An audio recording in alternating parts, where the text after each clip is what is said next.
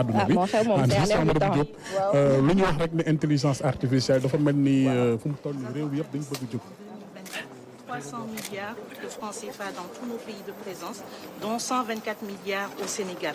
Alors ces investissements, essentiellement, c'est sur le réseau mobile, 4G, et grâce à ça, nous couvrons aujourd'hui plus de 98,8% de la population en 4G.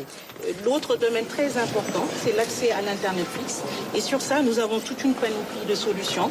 D'abord, l'ADSL avec le cuivre, mais qui est une technologie en fin de vie. Et aujourd'hui, nous investissons essentiellement sur la fibre, sur la 5G et toute nouvelle technologie, le satellite. Aujourd'hui, nous avons installé pour la première fois ici une antenne satellite qui se trouve juste là-bas. Et grâce à cette technologie, nous pouvons atteindre des débits de plus de 100 mégabits par seconde. La fibre également, juste pour vous informer, Monsieur le Président, nous avons investi depuis 2017 plus de 60 milliards dans cette technologie-là, car nous savons l'intérêt que les populations ont pour elle. Également, l'autre axe important pour Sonatel, c'est vraiment notre impact social et environnemental. Donc sur ça, nous avons aussi 3 volets phares. Le premier volet, c'est sur tout ce qui est le domaine éducation.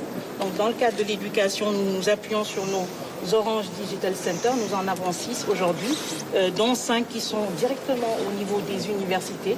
Et rien que l'année dernière, nous avons formé plus de 21 000 apprenants avec un taux de réinsertion de ces apprenants-là de 90%. Le deuxième volet, c'est vraiment sur l'accompagnement des startups, donc qui vont vraiment impulser la transformation numérique de la société. Et sur ça, depuis 2020, nous avons investi plus de 2 milliards, dont l'année dernière, juste 800 millions de francs CFA. Et nous accompagnons des startups comme PAPS, comme Tietou dans le domaine de la robotique, comme Ion dans le domaine de la e-santé. Ici, vous avez ici une présentation d'une démonstration qui est la télémédecine avec une téléconsultation à distance qui sera rendue possible grâce aux performances très importantes de la 5G.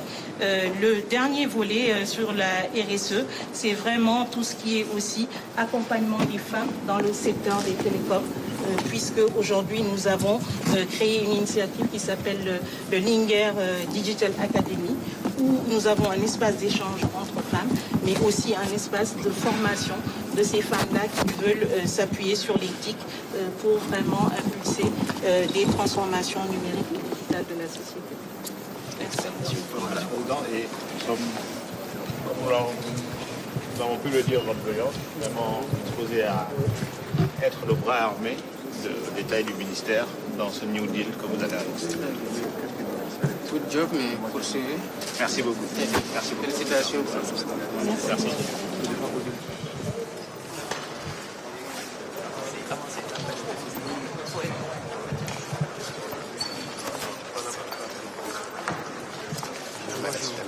Vous allez bien? Merci. Ça va bien, merci. Merci. Très rapidement, juste vous dire que Gaïndé 2000 est spécialisé dans les guichets uniques.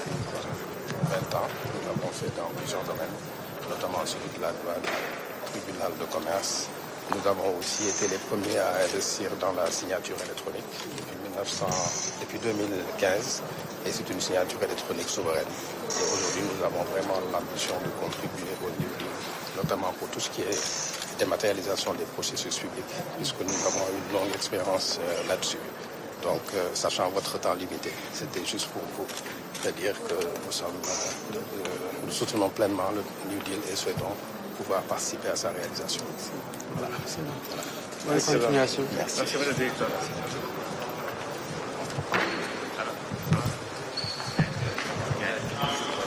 Bonjour. Ça va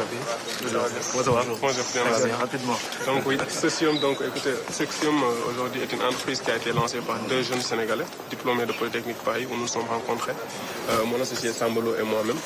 Aujourd'hui, nous avons 5 filiales au Sénégal, en Côte d'Ivoire, au Cameroun, en RDC et au Maroc. Et nous avons des clients qui sont présents dans une vingtaine de pays déjà en Afrique francophone. Donc ça grâce à des levées de fonds de plus de 6 millions de dollars aujourd'hui, donc presque 4 milliards. Principalement, nous travaillons dans la digitalisation de la gestion des ressources humaines. Nous avons 5 produits. Un produit de gestion du recrutement, qui permet aux entreprises de publier des offres, recevoir les candidatures. Et nous avons mis beaucoup d'algorithmes d'intelligence artificielle aujourd'hui pour mettre le tri automatique des CV, la collaboration des pairs dans l'évaluation, etc. Et d'avoir aussi des tableaux de bord et des rapports personnalisés pour traquer un peu tout ça. Nous avons un produit de gestion de la performance qui permet la fixation des objectifs, l'évaluation de la performance, la cartographie des compétences et la planification de la formation. Et là, encore une fois, nous avons beaucoup insisté sur l'intelligence artificielle pour justement, à grande échelle surtout, pouvoir identifier les gaps de compétences qui existent entre celles requises et celles acquises et pour faire des propositions, que ce soit en accompagnement, qu'il s'agisse de mobilité, etc. En outre, on a un produit de gestion de la paie qui aujourd'hui permet à intégrer dans 10 pays en Afrique les conventions collectives pour automatiser cela. Et aujourd'hui, nous sommes en discussion avec déjà l'IPRES et bientôt la DGID pour permettre aux utilisateurs de faire directement leur déclaration sociale et fiscale à partir de la plateforme. Et la prochaine étape, c'est qu'ils puissent même faire le paiement de ces cotisations-là à partir de la plateforme. Pour ce qui concerne le New Deal technologique, aujourd'hui, notre ambition, c'est vraiment de vous accompagner dans la digitalisation de la gestion des ressources humaines de l'administration. C'est quelque chose dans lequel on a beaucoup d'expertise et nous pouvons doter chaque entité d'un espace qui va lui permettre de faire la gestion globale de ses ressources humaines de façon autonome et efficace, mais également d'avoir des tableaux de bord global pour certaines entités comme le ministère de la fonction publique ou la présidence pour avoir une vue globale sur tout ce qui se fait dans les entités et pouvoir tracer et prendre des décisions éclairées basées sur les données. On est déjà en collaboration avec le Fonds 6, avec Sénégal Numérique, avec beaucoup d'entreprises publiques et dans le privé aussi. Quand je regarde autour, je vois que...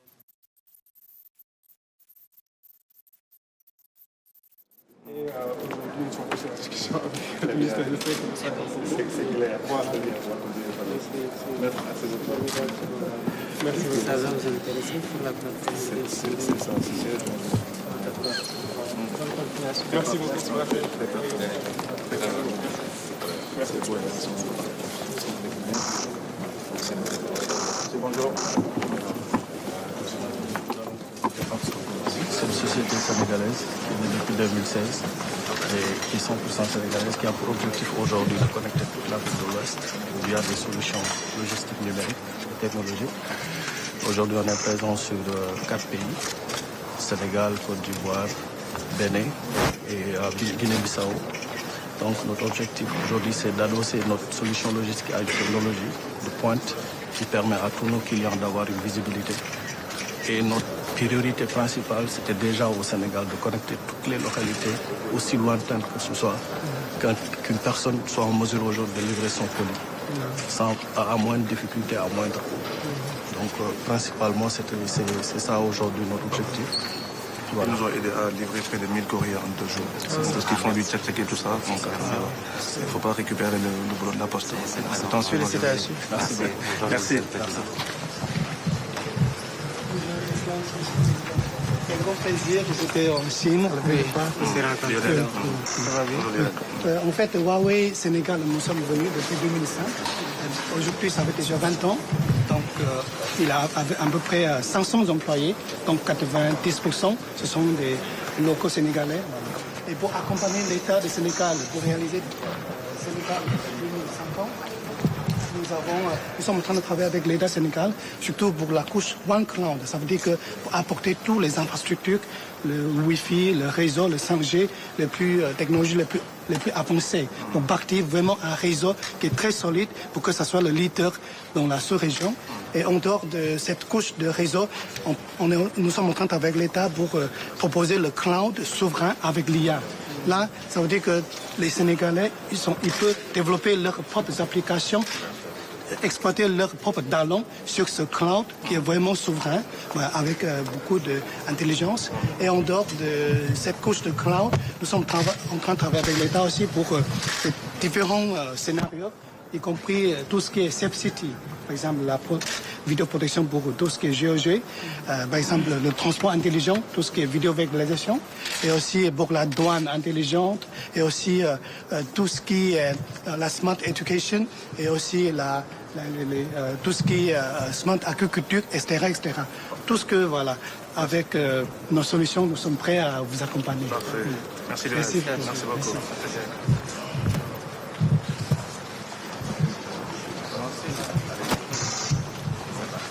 Merci. Donc, Monsieur le Président, Donc, on a voulu faire ce schéma-là pour vous donner une vision de nos principaux actifs.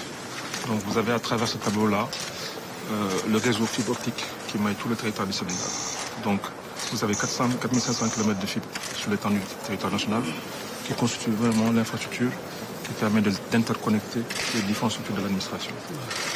Donc, en termes de présence, vous voyez que nous sommes présents dans 14 régions, donc quasiment dans toutes les régions du Sénégal, et 42 départements du pays, dans lesquels nous avons justement l'espace Sénégal Service, qui sont vraiment le point de relais pour pouvoir digitaliser l'administration. Et aussi, en termes de connexion, vous voyez que nous avons 174 bâtiments administratifs, 250 bâtiments qui sont connectés en 4G LTE. Tout ce réseau-là, avec le câble sous-marin qui vient du Cap Vert, est le socle vraiment de digitalisation de l'administration. Si nous n'avons pas une résilience au niveau connexion, nous ne pourrons pas atteindre nos objectifs. Donc c'est pourquoi nous avons vraiment engagé des programmes structurants, tels que le PAENS et le PRODAC, qui vont permettre justement de rendre résilient ce réseau-là et qui permettront après, tel que vous avez présenté au réseau, d'avoir justement la seconde couche et le niveau du cloud souverain. Donc c'est très important en termes d'investissement que nous ayons un réseau très résilient. Et aussi, l'élément très important sont les data centers, qui sont vraiment l'infrastructure de stockage, qui nous permettra justement d'assurer notre souveraineté en termes de stockage de données et d'éviter que nous ayons des applications qui sont hébergées à l'extérieur du territoire. Nous avons deux qui sont assez obsolescents, mais le plus récent est le Diamniadio. Il conviendra dans les prochaines années de voir si on peut héberger un data center dans les régions justement pour des raisons de sécurité. Donc ça, c'est un enjeu vraiment très important. Nous investissions massivement dans les infrastructures parce que c'est la base vraiment de notre stratégie de média. Merci beaucoup. Merci beaucoup.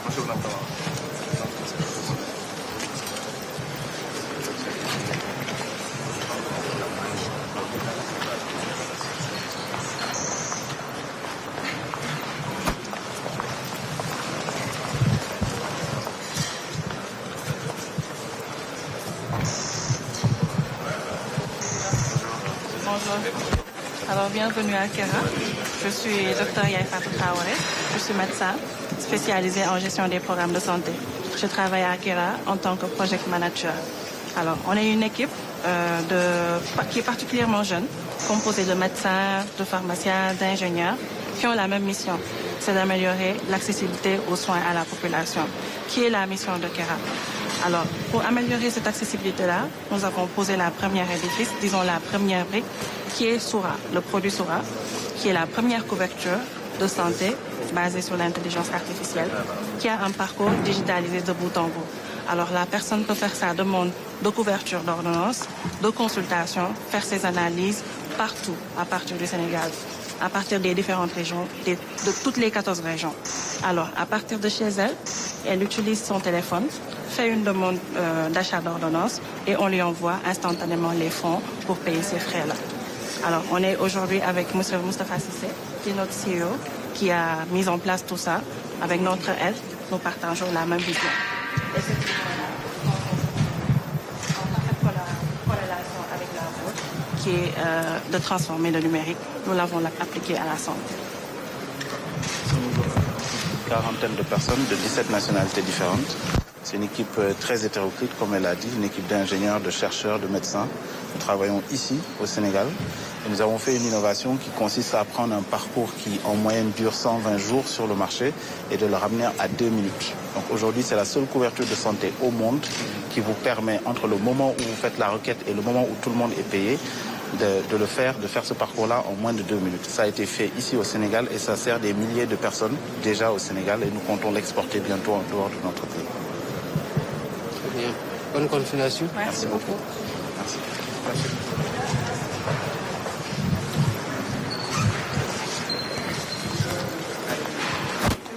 Son Excellence.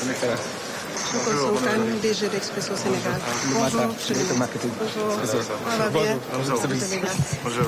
Bienvenue à Expresso Sénégal. On est ravis aujourd'hui d'accompagner le ministère et l'État dans cet esprit de transformation digitale. Expresso Sénégal sert les communautés, c'est vrai, les consommateurs grand public, mais également nous sommes un acteur majeur dans l'accompagnement les entreprises, grandes entreprises, mais également petites et moyennes entreprises.